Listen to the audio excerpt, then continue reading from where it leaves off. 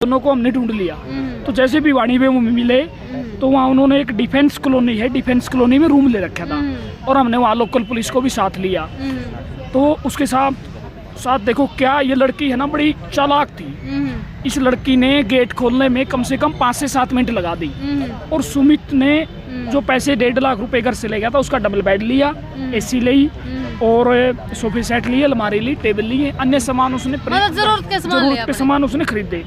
तो लड़की ने क्या किया कि जिस दिन हम गए 5 से 7 लोग साथ में पुलिस, तो लड़की ने सुमित को बेड में छुपा दिया। अच्छा।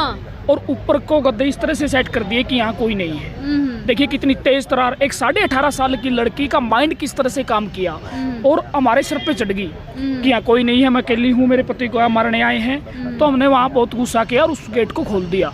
तो वहाँ सुमित नहीं था, हमने सोचा कि पिछले पास एक पीछे भी दरवाजा था कि हो सकता है इस दरवाजे से वो बाहर भाग गया हो। तो 5-7 लोग हम बाहर भी थे, रात्रि के 8:30-9 बजे का भी टाइम था। तो पुलिस वाले भी थे। तो क्या होता है मैम, बेड खोल लेते हैं तो बेड में अगर आधा घंटा बेड नहीं खोलते तो वहीं मर जाता उस दिन। तो उनको हम दोनों को वहाँ से ले आते हैं रात को ही और वो मेरे पास हंसी में रुक जाते हैं और जो आईओ था उसके इसका वो भी रुक जाता है। सवेरे दोनों के बयान रिकॉर्ड करके, परिवार के बयान रिकॉर्ड करके वो चला जाता है। उसके बाद लड़का और लड़की से हम दोनों से बात करते हैं, भैया आपने शादी कब की, क्या किया, वो सारे हमें चीजें दिखाओ। तो उसके बाद दोनों की प्रोटेक्शन भी हमने लुवाई है। अच्छा। पहले हमने हाई कोर्ट में लुवाई, फिर यहाँ लुवाई। एक सिविल लड़की किस कास्ट से है? लड़की जाति से है और संगतपुरा गांव की है। और लड़का तार जाति से है और राजस्थल गांव का है। ठीक है। तो अंतरजातीय विवाह इन्होंने कर लिया। इंटरकास्ट मैरिज थी और इंटरकास्ट मैरिज के चलते बार लड़की के प्रिजन धमकी दे रहे थे और उसी कारण आपने सेफ्टी लुवाई फिर, जिसकी रिकॉर्डिंग मेरे पास है, मैं सुना सकता हूँ आपको। अच्छा। उसके बाद सबसे पहले हमने है ना उनकी हाई कोर्ट में सुना दे एक बार थोड़ी रिकॉर्डिंग, उसके भाई की धमकी की रिकॉर्डिंग सुना देता हूँ आपको। उसके बाद हमने उनकी हाई कोर्ट में प्रोटेक्शन लगवाई, जिसमें हाई कोर्ट का 20/7 को एक ऑर्डर आया, जिस ऑर्डर की कॉपी मेरे पास है। आपने जैम का ऐड कर दिया, इसका सारी सुविधा दे दी, इसमें इतना तो फोन आता था। मैं बोले आपका नाम लिखवा रखा, आप तक खतरा है मेरा, हमारा लिखवा रखा है। मैं बोला जी मेरा तो 200% खतरा है, जी आप बचाए जानते हो तो बचाए रही हो। बोले आप किससे बात कर रहे हो? आप कर रहे हो ना? ये लड़की का भाई है और ये लड़के के फादर से बात कर रहा है। अच्छा। और ये कह रहा है कि हमने उनका एक तो सिविल सूट डलवाया हुआ है, जिसकी अभी 16 तारीख है, जो है 10वें महीने की 16 तारीख है। उससे पहले हमने ये सिविल सूट तो परमानेंट है। अच्छा। इससे पहले हमने एक प्रोटेक्शन लगवाई थी। प्रोटेक्शन लड़का की तरफ से थी और लड़की की तरफ से भी थी, दोनों परिवारों को। भाई दोनों परिवारों की लगा दो।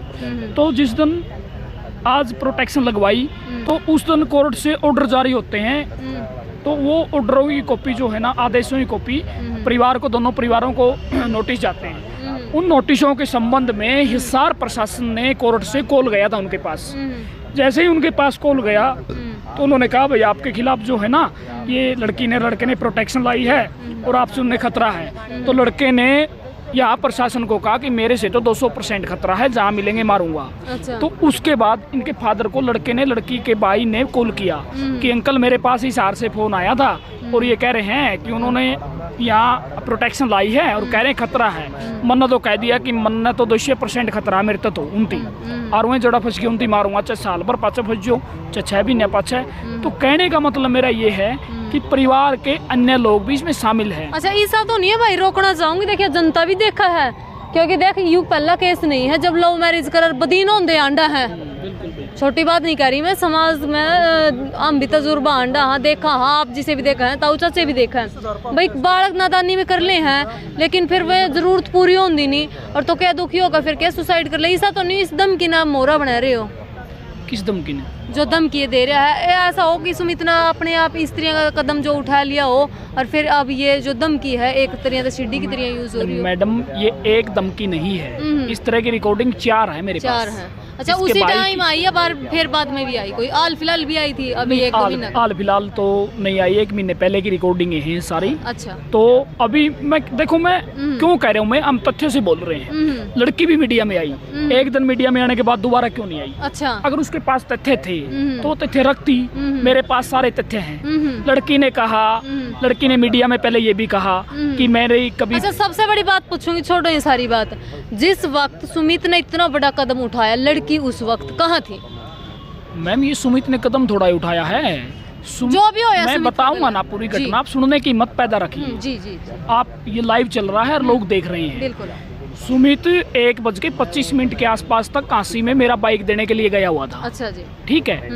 और सुमित को मैं मैयर टोल प्लाजे पे छोड़ के जाता हूँ और बस में बिठाता हूँ। मेरी गाड़ी का फ्रंट शीशा टूटा हुआ है। मैंने सुमित के व्हाट्सएप पे गाड़ी का बीमा भेजा हुआ है और मैंने उसको कहा, सुमित बेटा तू एक काम करिए कि टाटा की एजेंसी है ना, मैंने लोकेशन भी भेजी थी कि बेटा कहाँ आना है। ठीक है। उसके बाद हाँ ये 29 तारीख की है, ये बीमा है मेरी गाड़ी का। ये 1:20 पे भेजा है। मैं 1:20 पे हाईवे पे था, नेशनल हाईवे पे, दिल्ली वाले पे। और उसको उसने कहा कि अंकल आप मेरे को बस स्टैंड पर छोड़ाओ। मैंने बोला बेटा बस स्टैंड तो थोड़ा दूर हो जाएगा और भीड़ भाड़ का एरिया है, मैं तुम्हें टोल पर छोड़ आता हूँ, वहाँ से बस मिल जाएगी तेरे को। तो मैंने जैसे ही टोल पर छोड़ा तो बस आ गई। मैंने प्राइवेट बस में उसको बैठा दिया। उसके बाद मैं मेरी गाड़ी मोड़ के ना उल्टा आ जाता हूँ। तो मैम हमारे को जो सूत्रों से जानकारी पता लगी है कि सुमित मायड़ उतरे हैं और मायड़ से एक और गाड़ी में अपने यार दोस्तों के साथ वो बैठे हैं। अच्छा। और वो यार दोस्त जो उसके थे वो उस लड़की के भी संपर्क में थे, तो वो कमरे पे आए हैं। बहुत बड़ी बात कर रहे हो, इसका मतलब ये कह रहे हो कि लड़की का चरित्र भी संदेह का घेरे में। मैम सारी बात सुनते तो रहिए ना आप, मैं एविडेंसों के साथ बोल रहा हूँ, ऐसे नहीं बोल रहा। उसके बाद क्या होता है कि वो 5-7 लोग कमरे पे आते हैं और कोल्ड ड्रिंक, चिप्स और बहुत सारी टॉफी, 50 पैकेट कोई अकेला आदमी तो खा नहीं सकता। पैकेट 50 या 50 कमरे 50 पैकेट वहाँ रखे हुए हैं। बहुत सारे फीस भी रखे हुए हैं, पैकेट भी रखे हुए हैं। तो उसके बाद वो लड़के आते हैं और इसमें है ना सुमित ने कोई आत्महत्या नहीं की है। 5-7 लोग इसमें इन्वॉल्व हैं और कोल्ड ड्रिंक लेके आते हैं। अगर हम 5-4 लोग हैं या 2 लोग भी हैं, एक कोल्ड ड्रिंक ले आए, आपने बताओ उसको पी ली, आधी बची, उसको भगा देंगे क्या? नहीं, उसको पियेंगे। पीछे उस मकान जो मकान में रख देंगे ना, जिस मकान में हम हुए रह रहे थे उस मकान के पीछे खेत है। तो उनके जब हम गए, जब इसकी ये घटना हुई 29 तारीख को, उसके बेड के आसपास भी कोल्ड ड्रिंक खिंडी हुई थी। अच्छा। ठीक है। और जिस तरह से उसके निशान है वो एक सुसाइड के नहीं है। अच्छा। एक वो मर्डर के हैं। तो 5-7 लोगों ने इसका 5-4 लोगों ने इसका मर्डर किया है। इसमें कई लोग और शामिल हैं। और लड़की ने बाद में, क्योंकि है ना जो मकान मालिक था ना वो फतेहबाद गया हुआ था और उसकी घरवाली थी, वो परसों से मिले थे। उसने कहा कि मैं सो रही थी। तो जैसे ही है ना वो आई और ऋतु रोती रोती आई कि दीदी बचा लो, दीदी बचा लो। तो मैंने सोचा भाई इनका तीसरे दिन झगड़ा हो जाता है, मैं कोई बात नहीं, मैंने कुआड़ बंद करके उसको अंदर बिठा लिया। तो उसने कहा कि दीदी वो सुमित ने है ना वो फांसी लगा ली है। तो उस लड़की ने एक परी प्लान के तहत 5-7 लोग उसके टच में थे, उनको बुलाया और इस तरह का ये वाकया हुआ और बाद में उनको भेज दिया और फिर ये ड्रामा रचा उसने कि अगर पुलिस इंटरोगेटिव करेगी लड़की को तो सारी चीजें सामने आ जाएगी। लड़की ने सुमित की डेथ से 4 दिन पहले भी अपने भाई से इंस्टाग्राम पे चैटिंग की है। पुलिस क्यों नहीं सार्वजनिक करना चाहती?